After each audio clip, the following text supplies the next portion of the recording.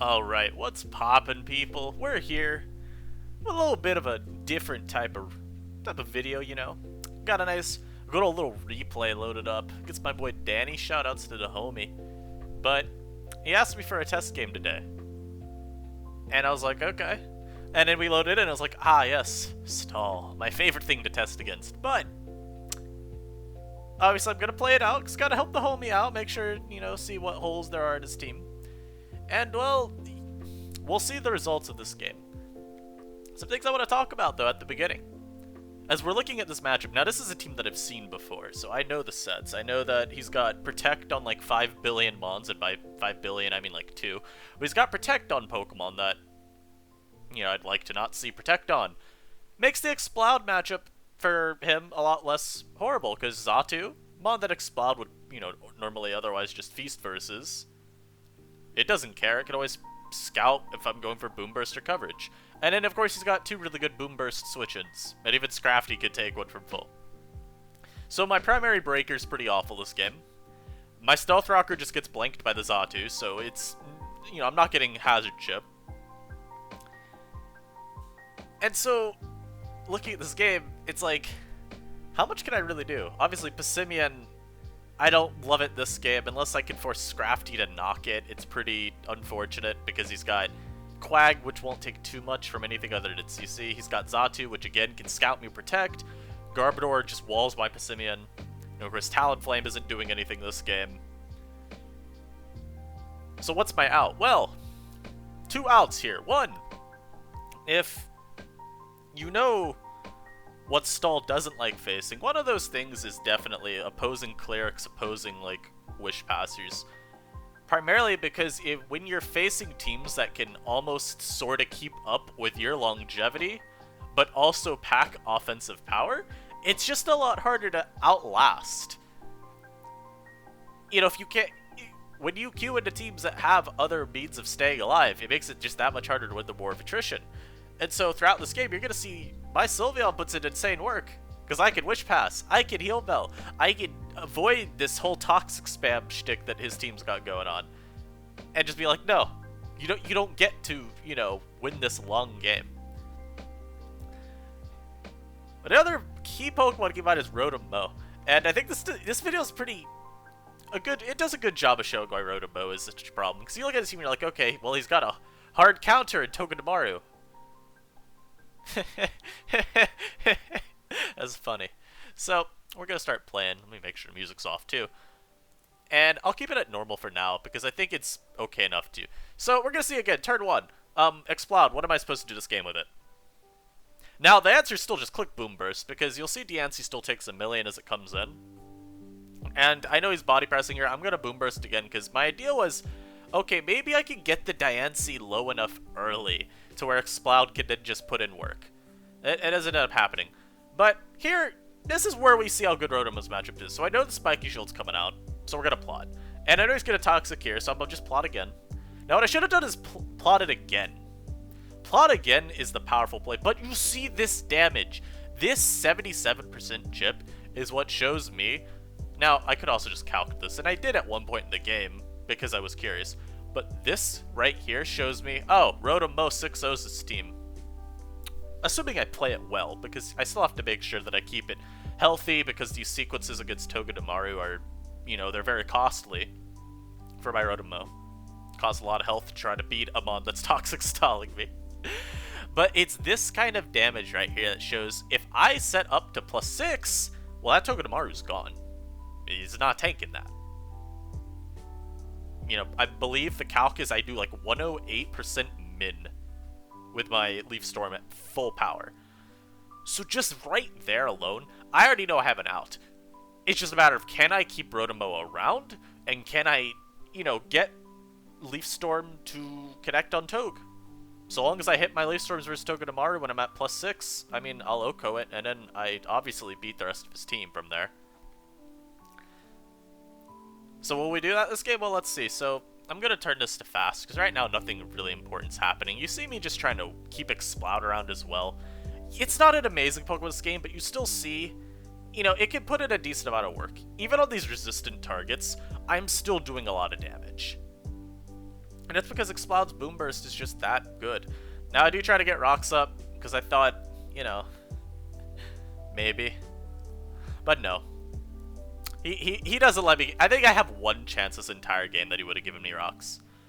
But something you're going to see, again, through these turns is Sylveon gives this team so much extra longevity. While, yes, my ability to stall out his poisons is much less than his ability to keep spreading poison. You know, I only have 8 heal bell power points. He's got multiple toxic users. It's still enough to where I feel good. Now right here, I stay in a defog because I predict the pain split pretty much. Or I don't predict the pain split so much as I just predict the non-gunk shot. Because, you know, I'm not going to stay in. He's got no reason really to gunk there. I'm always vaulting, if anything. Anyhow. Again, I get Explode in. Now again, right here, you're going to see me. I go for coverage, kind of just forgetting somehow that this has Protect. So Hydra will not do anything to this. I mean, it'll do like over half, but that's not enough. And so, Explode again, I just feel like it's very hard for me to get that much mileage out of this game. Even when you see me boom bursting Diancie for like a third of its health, or Togedemaru for, you know, 40%, it's not really getting me anywhere. And so, the most Explode does this game is sort of serve as a means to disrupt Xatu. Xatu being Toxic Protect, Nightshade Roost, means that really the only thing it can do is Poison Explode. So if I pivot smart with Explode, and just get it in on turns where it's using a move like, say, Roost or Nightshade, we could sort of PowerPoint stall him a little bit, because we always will force a Protect, just about always. And it's just a really good way to make sure that Xatu is sort of pressured to, like, make up its mind on turns later on. Or maybe not, like, it has to be cognizant of its power points. You'll see at this point already, we're already getting those Toxics low. Right now, at this point in the game, my idea was, okay, I know he's gonna... Stall players like to be able to take as much time as they can. I say that so generically, but one of the things about stall is that it is prone to being overwhelmed if you do not make, like, plays with it still. Like, you do want to play aggressive with stall. And so, what I do a lot in this mid-game, I call this the mid-game, this is still pretty early, but the goal was to try to make my opponent just waste power points. And you see that through, like, me pivoting in Copper on predicted Toxics, me just throwing off Heavy Slams on the Xatu instead of, you know, ever trying to force rocks. I can't force rocks. As I said, I think one turn this game I ever even get a chance to set rocks. And so what I'm instead going to do is, again, just throw off an attack. There's nothing that he could do. Also, by the way, you're not gunking ever. I just know. Is that a risky play? Yes. But I still make it. But I just know that I'm never really going to get a good chance to try to get rocks. So if we keep applying a whole bunch of pressure to Xatu, we can get the Roosts stalled out of it. And also, again, just keep giving my team free switch-ins to, like, say, my Exploud or my Rotom-C or my Sylveon so they can Wish Pass. I'm trying to generate as many free turns for me to do what I want as I can. I think here, actually, Heavy Slam. This is the one turn that I could have tried to force rocks. The problem for me is that when he gets more than one layer of spikes up, and yeah, you see me try to greed for it there. The problem for me, though, is if he ever gets more than one layer of spikes, he has very little reason to care about me rocking up, because I'm still going to be under more pressure. Obviously, more than half my team actually takes spikes damage. I need to make sure also that I can keep my Sylveon and my Copperajah as healthy as possible. Copperajah less so. Sylveon, though, is super crucial winning this game. And that's why I mentioned that the play versus Garbodor, staying in on the gunk shot potential, is so, like, potentially devastating. If I lose Sylveon, I actually lose the game. He Toxics my entire team, and I don't have the longevity to, you know, stick around. But because that play never happens, it doesn't matter. Now, here you're going to see me decide to limit test. I'm on Nasty Plot up to +6. Again, we know how the sequence works. I do actually end up misplaying it. Now, you remember Scrafty got chunked really hard earlier by Explode. What I should actually be doing here is Volt switching. Like, twice. I believe I Volt the first one, yeah. I should always Volt again. Because he has to keep Togedemaru around. He can't risk losing it. So he's never staying in there. The reason Volt is better there is because it means I take less toxic damage. I just have to order my health to poison. And, you know, Rotom-C is going to be tasked with these horrible, like, sequences where I have to stay in several turns in a row just trying to, you know, plot. I don't want it getting low. Also, this damage right there was really depressing. And I stay in again because I just have no faith that he's actually going to Gunk Shot. Now, it wasn't really worth it. My Kaparaja should just always come in there because, again, it doesn't really do anything for me this game. He actually gives me Garbodor here. I thought that was a little bit of a misplay. I don't remember where Xatu is at. Yeah, he can just always go Xatu there still, and then keep Garbodor around. I mean, I'm not going to complain. And obviously, at this point in the game, he hadn't revealed Iron Head. Now, I knew he had it in the back, because I'm just like, surely this has Iron Head as attack. But I still play the risk with Sylveon. At this point in the game, I feel pretty decent that I can, like, make these aggro plays and not be punished too heavily for it. With his team down to only 4, and the 4 that he's at, Rotom-C just has such a, like, decent time. Also, here's a fun Leaf Storm play. Again, Diancie just being bulky as hell. But it doesn't matter. And then I'm going to go for the greediest defog of my life ever, as the Togedemaru comes in. At this point in the game, though, you'd maybe look at it and go, okay, this is kind of dire. Also, I wanted to knock here really badly. I should have. There's no reason not to. But this is still, like, really dire for me. Because if I can't Wish Pass the Rotom-C back to full, I do lose still. This game is constantly teetering on the edge of winnable and, like, unwinnable. And there, I go to Copper. I thought it'd take less from Iron Head. I was wrong. At this point, I'm super hard-pressed to try to get my Rotom-C back up to actual health. I need to Wish Pass into it. And obviously, he's going to try to deny Rotom-C just free entry as best he can. Now here, fortunately, we still can't. But I do get Passimiated. I think I knock here. Yeah. So I knock, and then I get Rotom-C versus the Quagsire. And that ends up being quite decent for me. Because it means I can get some lefties. I go Sylveon first, because Wish Pass plus lefties is better. And what's the Quagsire gonna do to me? The best it could do is Toxic. Or crit Scald there. That would have been bad too. But now that we have Rotom-C back at full, guess what we do? We nasty plot. We nasty plot. And yeah, there's nothing he can do. Again, it's just this really bad sequence. And you can see the chat as he's discussing, like, okay, what would maybe make this matchup better? I think we ended up deciding Guzzlord over Scrafty, and then make Quagsire Curse just so there's a win condition. And then, yeah, right here. Cool. But as you can see, in a matchup that maybe didn't look amazing, still very winnable, of course. I mean, my team has the out, as we saw.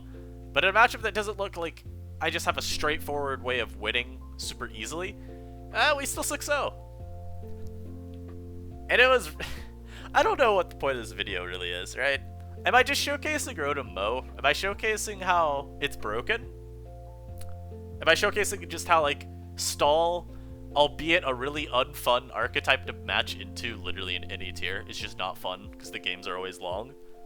But, like, your team generally will have an out, you just have to play to it, you have to find it, or identify it, I guess I should say, and then play to it? Maybe. Just want to show off a fun game that I can upload and say, yeah, upload for today. Yes, definitely that. But as I said, I thought this was a really interesting game.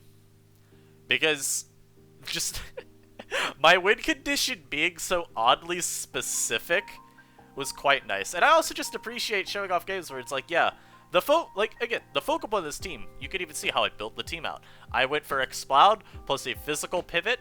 Obviously I had another physical pivot, just another pivot in general, and then like a defensive backbone right here. You know, you can look at the team, it's pretty formulaic.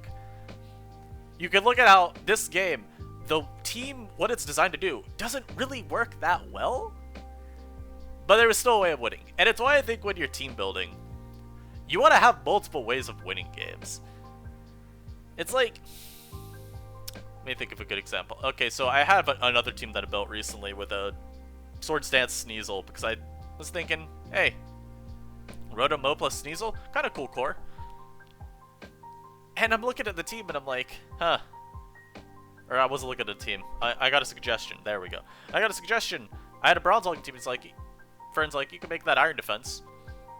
Secondary win con. And I think something like that's just always nice that you could do.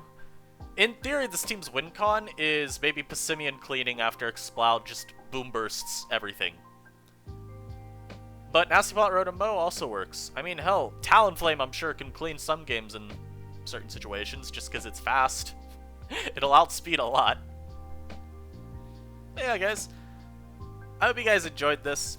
Again, I think it is always satisfying to dismantle a stall team. Shout out to Dani. I'm glad this game was helpful to test the team and see maybe some hole we could patch up a little bit. Now, there is still another hole in the team, but don't worry about it. It's fine. It's fine. I'll catch you guys next time. Yeah, expect some content around a couple of the other teams that have been building. Maybe I'll even do a live with this team. I don't know. Depends, man. I know. Hope you guys are loving life, and I'll see you next time. Peace.